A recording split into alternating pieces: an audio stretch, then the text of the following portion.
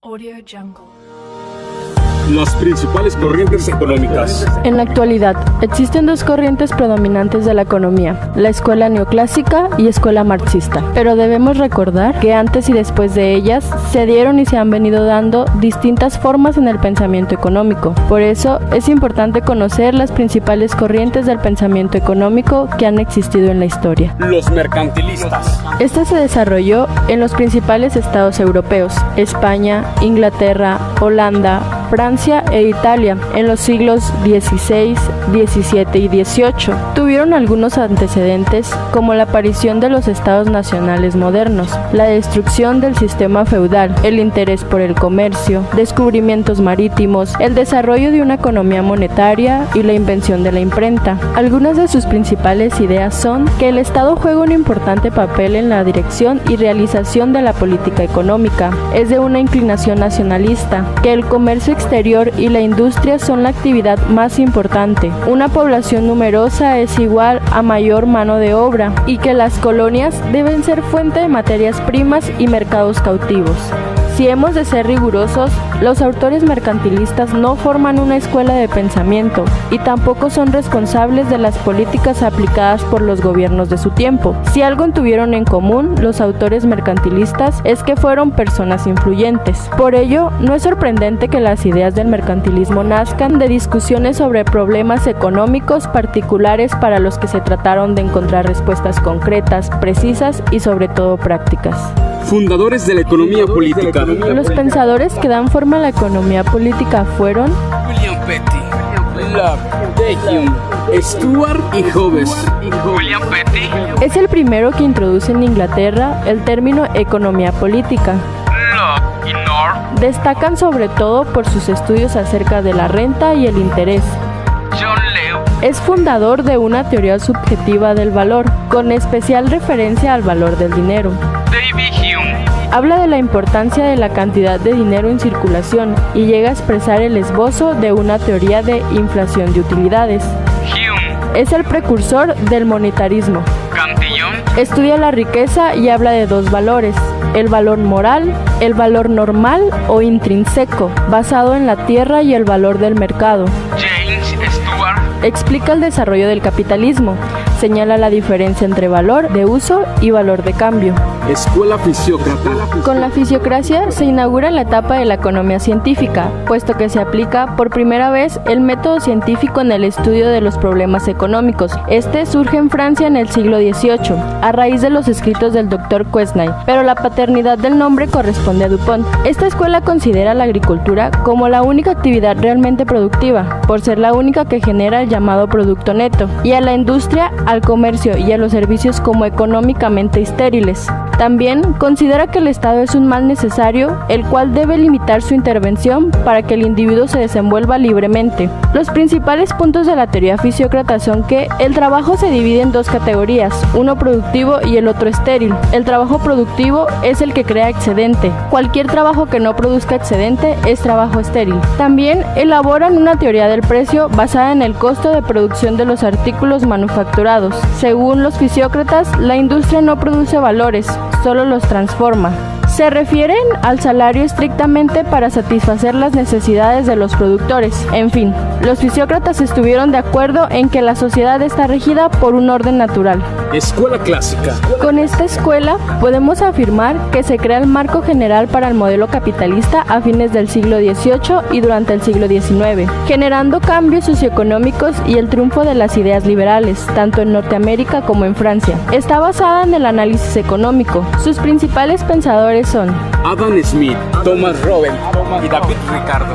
Los puntos principales de la teoría de Smith son que su filosofía es naturalista, es decir, la ley natural es superior a la ley humana. La economía está regida por una mano invisible, en la cual el Estado no debe intervenir. Para él no es necesario ningún convenio o previsión razonada por los hombres, ya que el desarrollo de las instituciones económicas ha sido consecuencia de la acción espontánea de millones de hombres. Maneja la teoría valor igual escala trabajo del hombre, teoría objetiva del valor. La teoría de Thomas se basa en dos premisas. La primera de ellas es que para la existencia del hombre son necesarios los alimentos, y la segunda es que la pasión entre los sexos es normal y permanecerá en su estado por siempre. El poder de la población para crecer es infinitamente superior al que tiene la Tierra para producir medios de subsistencia. La población aumenta en forma geométrica, en multiplicación, en tanto que los medios de subsistencia aumentan en forma aritmética, en suma, de uno en uno. David Ricardo.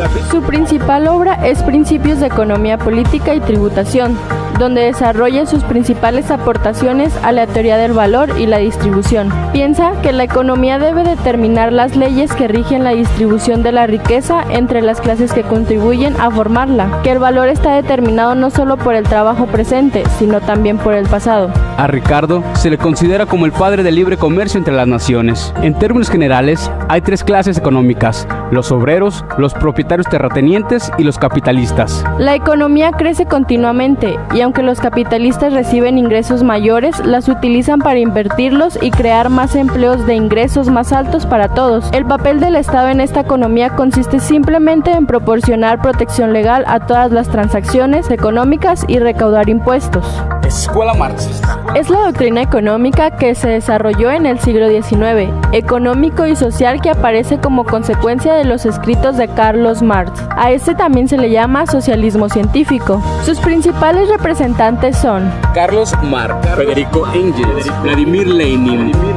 Para Marx, primero es la materia, que al evolucionar da origen al pensamiento. En el campo de lo social, señala que no es la conciencia del hombre la que determina su modo de existir, sino su modo de existir social el que determina su conciencia. Marx no reniega de sus maestros, sino que pretendió superarlos al introducir el criterio de que las leyes, para los clásicos permanentes a la manera del liberalismo económico, correspondían a un régimen a todas luces transitorio. El marxismo no es nada más una crítica del capitalismo, es además una teoría general, cuya estructura filosófica es la del materialismo dialéctico. El hombre es capaz de conocer la realidad sin recurrir a explicaciones sobrenaturales, y que dicha realidad no es un objeto de estudio estático, sino un proceso. Como crítica del capitalismo, el marxismo desarrolla la teoría valor-trabajo, esboza una teoría de la plusvalía y en consecuencia de la explotación, y que el capitalista no puede vivir sin los asalariados, llegando a la conclusión de que el capitalismo caerá debido a que sus contradicciones internas entre las fuerzas de producción, que son colectivistas, y las relaciones de producción, que son individualistas, conducen a la acumulación del capital y de la miseria. Neomarxismo. El neomarxismo pone de relieve el estudio del funcionamiento de la última fase del desarrollo capitalista, la fase monopolista del capitalismo, fase en la que el capitalismo de una región desarrollada se expande a otras regiones menos desarrolladas para extraer su excedente. Escuela neoclásica. Esta se da durante la segunda mitad del siglo XIX. En el mismo periodo que escribió Marx, se comenzó a desarrollar en Europa la llamada escuela neoclásica o marginalista. Algunos de los economistas neoclásicas siguieron cronológicamente a Marx, dedicándose simplemente a demostrar que este último estaba equivocado, tratándose de demostrar que el capitalismo es un sistema económico viable. Aportaciones teóricas.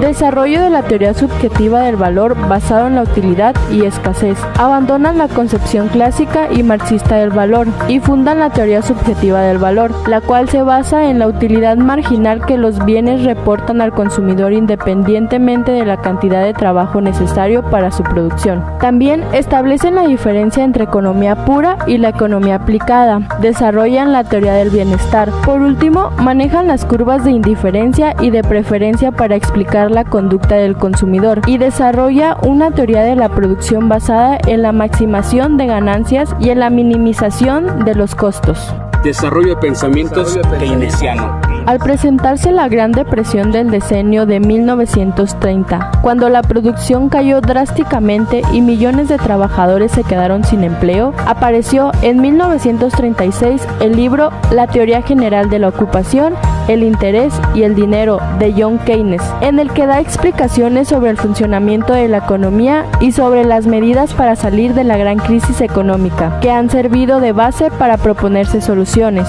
El libro, que sin duda alguna ha influido de forma más profunda en la forma de vida de las sociedades industriales tras la Segunda Guerra Mundial, a razón de la crisis de 1929 a 1933, por influencia del pensamiento keynesiano, se encarga de la dirección de la economía. Le otorga una mayor participación al Estado en la economía en la regulación de empresas y mercado, participación que se da mediante el poder del gasto del Estado y la aplicación de leyes monetarias y fiscales. Con esto crece la economía pública y el sector público se vuelve cada día más representativo. Keynes considera que en estas situaciones el Estado, con su poder de gasto, puede y debe intervenir fomentando el crecimiento y equilibrio económico. Los keynesianos actuales consideran los pedidos y compras del Estado, sobre todo militares, como factor de auge económico general y de incremento de la ocupación. De ahí la gran importancia de la obra pública en los momentos de crisis. Keynesianismo en México.